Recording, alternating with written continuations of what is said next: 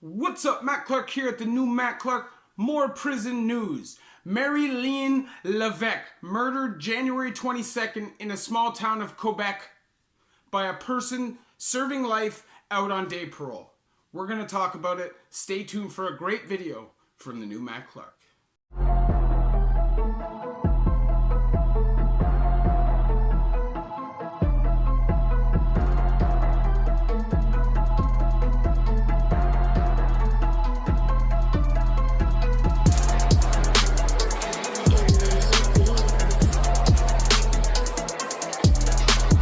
So what's up? What's good? Matt Clark here at the new Matt Clark. How are each and every one of you doing on this amazing Saturday? I'm doing great. My girl's great. My family's great. And I hope each and every one of you are great. I do want to say, let's stop the panic. This is happening. Whether this coronavirus thing is going to rip through all of us or not, panic does not help. And panic is addicting. So everybody, let's try to remain cool, please. All right? Because it's stressing everybody out. And it's not helping. But let's get back to this. So I want to say thank you to each one of my 1,760 subscribers. You guys mean the world to me. You guys keep me motivated and you guys keep me moving. So thank you very much. If you could please hit that like button. If you could please hit that subscribe button and that bell notification button so you get these videos when they're new. If you could share with somebody on social media, that would be amazing. And there's a PayPal option if you'd like to donate, help, and support the channel. Either way, thank you for watching my video. So today I want to speak on Marylene Levesque. She was a young 22-year-old sex worker from Quebec who was murdered by Eustacio Galice, a lifer who was serving a life sentence for murdering his wife, convicted in 2004, and was out on day parole from his first-degree murder charge after something like 22 years served. Now, I know it's very easy to say that all lifers should not get parole and we should just lock them all away and throw the key away or whatever. The reality is the lifer parole system in Canada is fairly successful. They have a very low recidivism rate, probably the lowest of all convicts. And I think at any time there's 2,000 lifers on parole in Canada, and rarely do they reoffend violently. This person is a bad apple, a bad person who fooled the system, slipped through the cracks, and it's a shame. Now, does that mean that nothing could have been done to help this person before she was murdered? No, it does not. The reality is our system needs to change. The people that were monitoring this person failed. First of all, they tried to add a parole condition that would allow for him to solicit sex. Because he murdered his wife, I guess it's difficult for him to get into a relationship. So this was a suggestion even put forth by his parole officer to the parole board. It was immediately struck down, as it should have been. My point in this is, who made that suggestion? Was it the parole officer? Because if it was, that parole officer should never be a parole officer again. Or was it the convict, or inmate should I say? And if the inmate was the person that done it, that should have raised red flags immediately. Because most likely it would have been you have to report your relationship to your parole officer if you have any kind of relationship with a female. And the fact that he didn't want to have to do that should have raised red flags. But obviously these people weren't thinking on that level. And that is a failure on behalf of that specific parole officer. Now, the reality is this person should have been monitored. This person should have been watched and should have never been given the situation to go into that hotel room or whatever it was with this prostitute in the first place. But the reality is you can't just lock everybody in jail for life. We're a country that prides ourselves on not doing that, of having some human rights and believing that people have the ability to change. And because the recidivism rates are so low, I think at times it's easy for people to get neglectful and to make mistakes with their supervision. And obviously that is the case here. The other huge problem I see in this case is the fact that prostitution may be legal, right? Maybe the prostitute isn't arrested, But it is illegal for them to have somewhere safe to do it, and it is illegal for anybody to protect them, and it is illegal for the people that are paying them, pushing them out into the shadows and hiding in alleys, hotel rooms, cars, where nobody knows where they are, and it's impossible to keep them safe.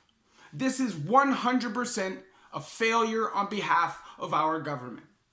Why is this still happening? Okay? You can obviously find tons of massage parlors that skate the law, but I guess because they pay taxes, nobody runs in and tries to arrest them. But a girl who's trying to make money as an escort, a girl who is trying to make money as somebody walking on the street downtown, has no way to keep herself safe other than by hiring a pimp, and that pimp most likely is just as dangerous as anybody in the streets. This needs to change. How? I don't know. I'm not a professional. I'm not a manager of this kind of project, and I don't really understand the logistics. But I know that something can be done to keep these girls safe. They should not be pushed out into the alleyways or into the dark shadows to do something they have to do to survive because of lack of opportunity, or drug problems, or whatever it is. Mental health disorders. There's lots of reasons, I'm sure, why women do it, as well as just trying to support themselves and their kids, and there's no shame in that. And the fact that there is shame in that is the shame. It's the oldest profession in the world, and there's still stigma towards it from our government, knowing that these women are dying month by month, week by week, all over this country, and really nobody's doing anything to try and prevent it. Because this is a solvable problem. This is something can be done to prevent. Now, I don't care what anybody tries to tell me, the reality is something can be done to stop this from happening, at least somewhat. We could definitely make it a much safer trade. And the reality is it's going to continue to happen. In this country, lifers do not get natural life unless they are given an indefinite sentence as a dangerous offender or a long-term intermittent sentence as a long-term offender. Right? This country, we believe in human rights. We believe that people can change regardless what it is they do, as long as it has nothing to do with sex. Because sex-related crimes are driven by a desire deep inside, and whether, you can't change your sexual preferences. You just can't. So to me, those are the crimes that need to be scrutinized the most. But in this case, the reality is we can't just lock everybody up for life, throw away the key, and say no. That is the problem in the American prison system. It takes away hope. And that makes the prison system more dangerous, and that makes the streets more dangerous, because anybody who thinks they're about to go to prison, who's going to serve a natural life sentence, is obviously going to go off the handle trying to stay out. We do it right. The system is correct, but there will be slips through the cracks. That's just a reality. Human behavior is not 100% science. And people have mental problems, and you don't always see them, and you're not always able to properly diagnose prior to these things happening. And some people are just horrible people who really have no feelings, sociopaths, psychopaths, etc. It's sad that we have to see this stuff happen over and over and over before something is done about it.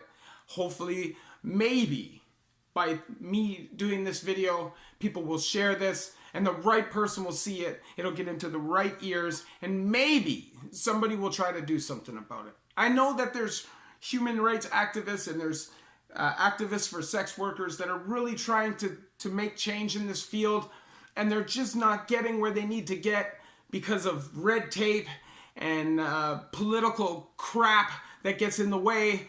And the reality is our government doesn't really care about these people.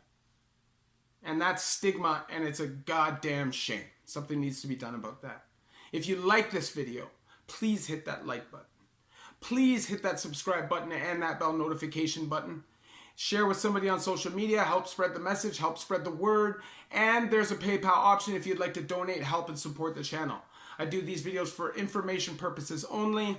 And the reality is, all I want to do is help people open up the government's eyes and try to save some lives. You know, these are things that don't have to happen. They just don't. And hopefully by doing these videos, some people will see these and some people will really open their eyes. I don't know if that's really reality. I don't know if that's ever going to happen. But I'm just, I'm hopeful that maybe one day the people that are in charge give a damn. And that's my thoughts. Thanks for watching my video. The new Matt Clark.